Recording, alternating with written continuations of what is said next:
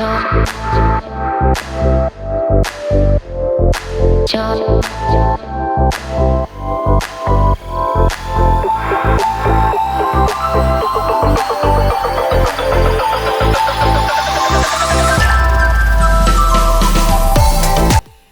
everyone, I'm happy to be here with you today. We are presenting a special event. It's the Swiss Italian Startup Award.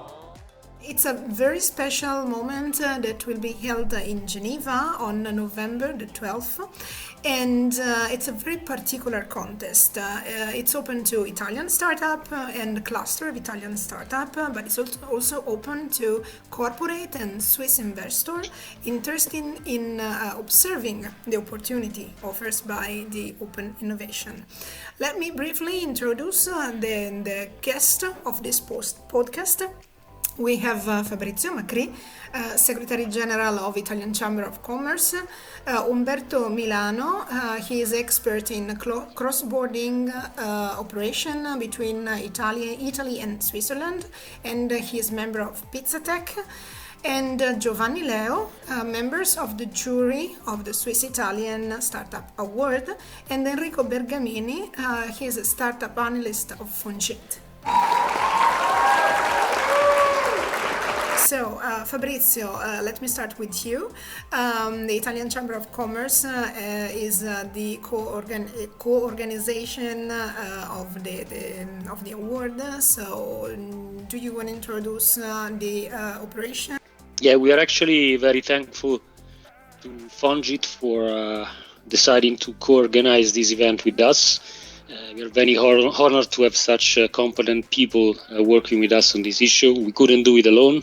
We are aware of that. So this is how the whole idea started. We needed a strong local partner to be able to provide Italian startups with a credible platform, which will be an opportunity for them to promote their innovation, Italian technology on the Swiss market.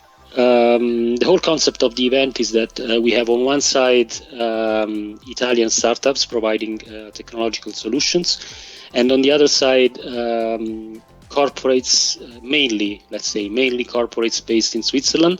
There's also going to be some VC and business angels probably, but the main target of the event is going to be corporate investors and corporate based in Switzerland.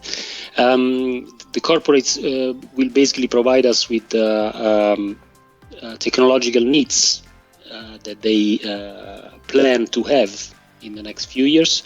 And on the basis of these needs, we're going to scout for startups in Italy on the Italian market. Hopefully also involving not only single startups, but also involving clusters of startups wishing to present their supply in Geneva. Enrico, let me start with you about Fungit. Fungit is a very important partner for us. Sure, thank you for inviting, first of all. And you're right, Fungit is definitely a key player in the entrepreneurial ecosystem for Geneva or Switzerland at large. Fungit is a private, non-profit foundation benefiting from the support of the state of Geneva. And our mission is to support entrepreneurs with the expertise, resources, and financing that they need to transform innovative ideas or research or technology into sustainable companies. So this is something that the foundation has been doing for over 30 years, de-risking the entrepreneurial journey and supporting entrepreneurs from the region. And that's really part of our mission. Giovanni, you are a member of the jury, and you can tell us something about the eligibility criteria and how you will choose the 10 startups that will be admitted at that final moment. So as you said, in the guidelines are clearly specified that there are two categories so two criteria. There is the first one, which is the eligibility one, which is the criteria that you have to satisfy to participate to the contest and to the award. And then there is the other one, which is the evaluation, which is on how we will select the 10 finalists to the award. Among the eligibility criteria, it is clearly a contest which is thought for Italian people and companies, and therefore even if the company can be based either in Italy or in Switzerland, the company has been composed by at least one Italian founder.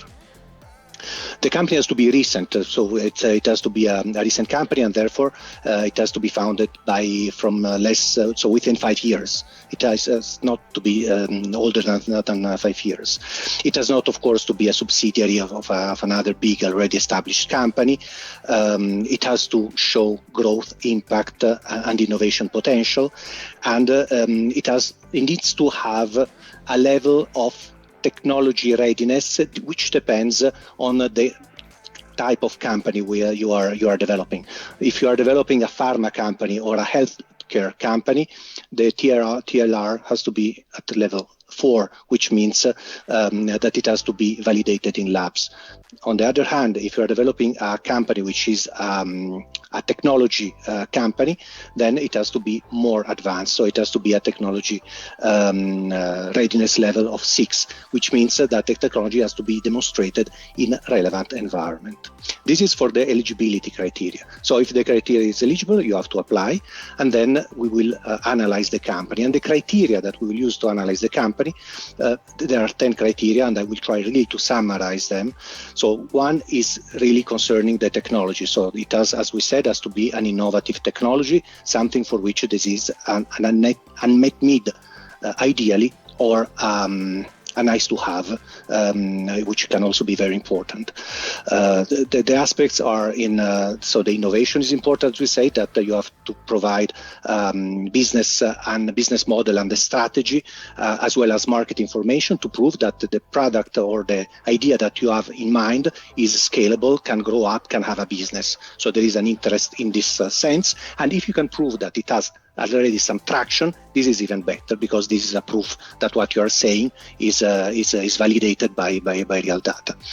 There is an important aspect which is about sustainability. So there is so UN defined the sustainability development goals, and so if you can prove that you are adhering to some of these, it will be a very good plus.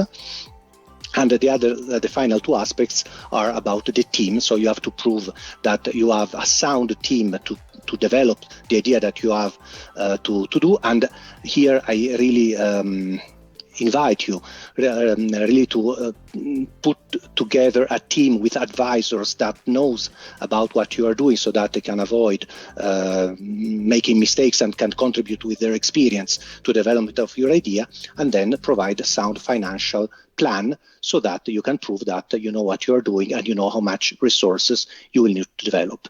So this, in summary, are the criteria that we'll use to evaluate the companies. They are quite common in this kind of evaluation, and I wish the person who are participating all the best in succeeding with this adventure.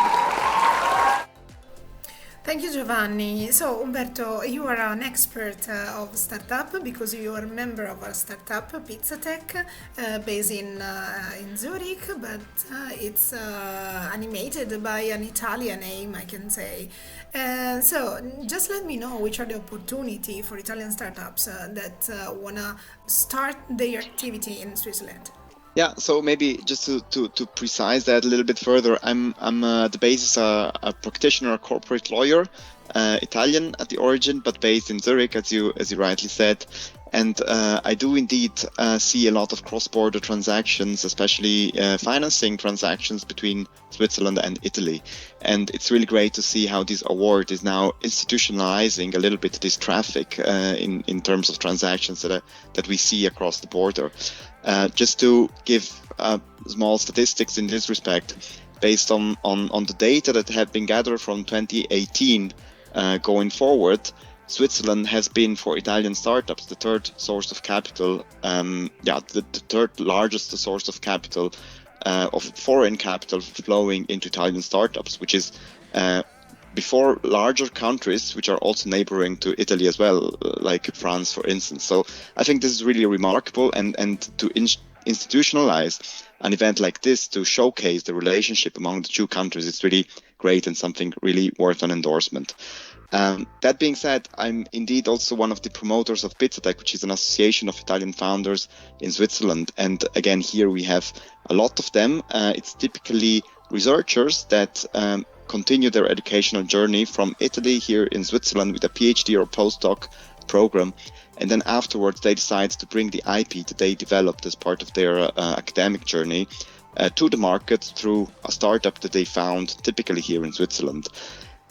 So it's really great to see how these people then carry, they bring along with them a huge network and a huge heritage, which is linked to their home country, Italy, that spurs these kind of interactions in terms of financing, in terms of operations, for instance, with suppliers that could be based in Italy, employees that could be based in Italy, but also accessing Italy as a market, which is, very large and developed country in that respect. So again, it's great to see how these interactions between the two countries can be showcased upon the occasion of an award such as the one that is being now organized by the Italian Chamber of Commerce and Fongit.